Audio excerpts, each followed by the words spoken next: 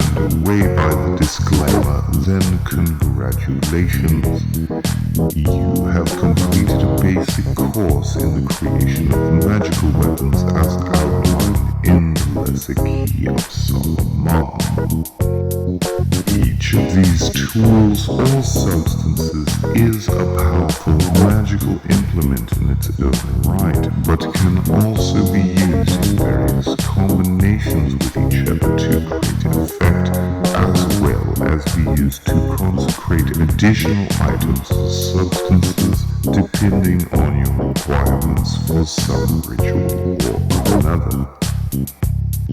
From now, however, we should pause to discuss some basic chaos magic terminology, as being familiar with the vocabulary may cause less confusion later on.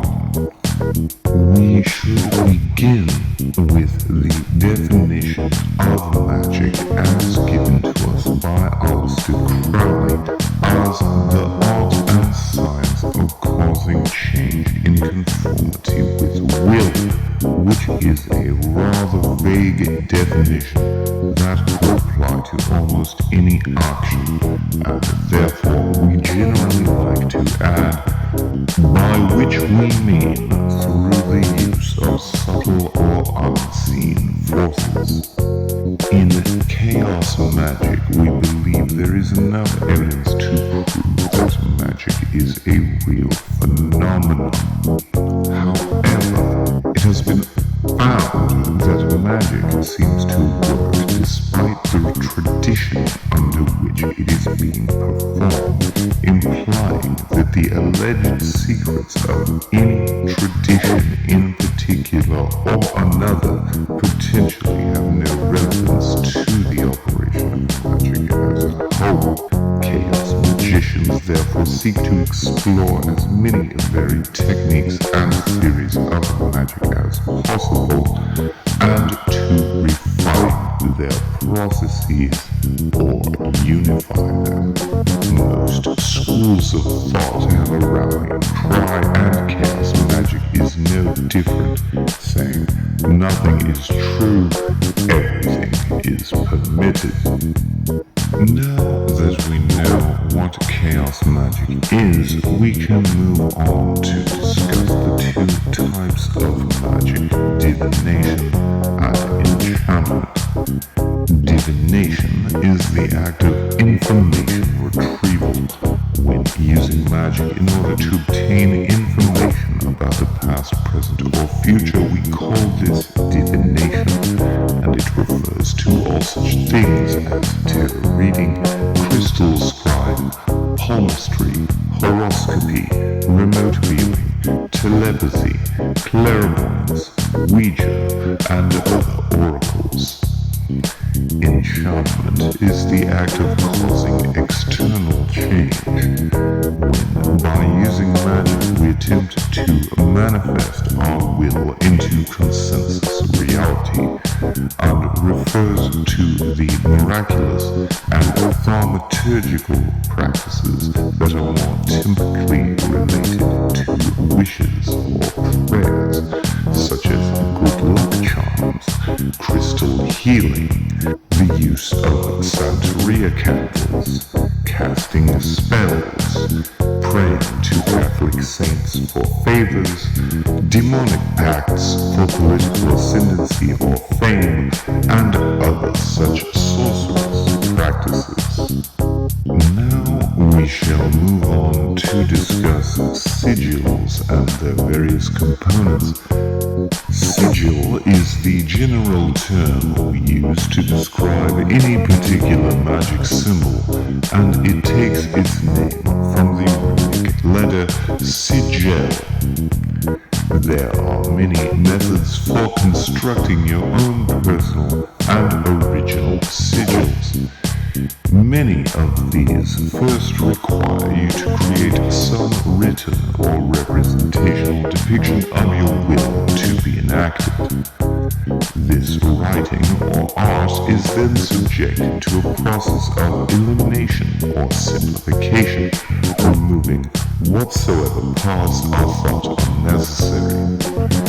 The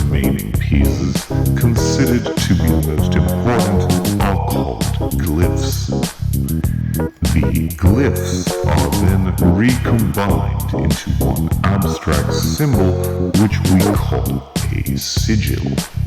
Hypersigils seem like a rather complex topic at first, but it is actually a rather superfluous term that should be done away with, as the word sigil still applies to them just fine, although at a different level of magnification. A hypersigil is a work of art containing many sigils geared towards the same end. This could be as simple as a canvas painted with multiple abstract sigils, or as complicated as a film where each character represented a player in the ultimate chain of events that the magician is attempting to cause. Regardless, you can see how the sigils could just be considered the glyphs of the hypersigil, and how glyphs could be considered sigils in their own right, therefore making that term also rather useless. Next, we shall discuss servitors and egregores. A servitor is an artificial thought entity created for some specific purpose. This is occasionally a desirable thing to create in situations that require more stamina than a typical spell is thought to have, as sigils are often used for simple changes, but occasionally a magical effect is required to last for a certain duration, or may require multiple steps, in which case the spell may need the ability to think for itself or have a lifespan in order to accomplish the goal.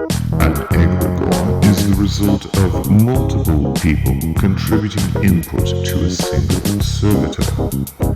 This can increase the power of the thought entity greatly, as it is now running on the computing power of multiple minds, which also makes it much more flexible and adaptable, which can be highly beneficial.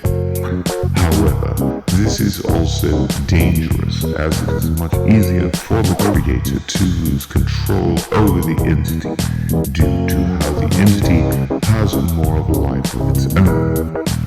Having its own agency, it can spread itself to more minds and become nearly impossible to terminate, because to deprive it of existence would mean causing all contributors to forget it ever existed. Finally, we shall discuss paradigms. A paradigm, or magical model, is an hypothesis on how magic functions. This can be as complicated as a complete religion, including a holy book full of rules and symbols, or it can be as simple as a short proverb. In an excellent essay about 5 magical models by Frater U.D., some of the more basic paradigms are described, such as the spirit model, in which miraculous effects are achieved through interacting with an invisible agency of entities. The energy model, in which an invisible force inside one's mind, body, or soul reaches out to cause miraculous effects. The information model, in which the desired effect is encoded and targets are infected with it, thus producing the result. And the meta model, in which all of the above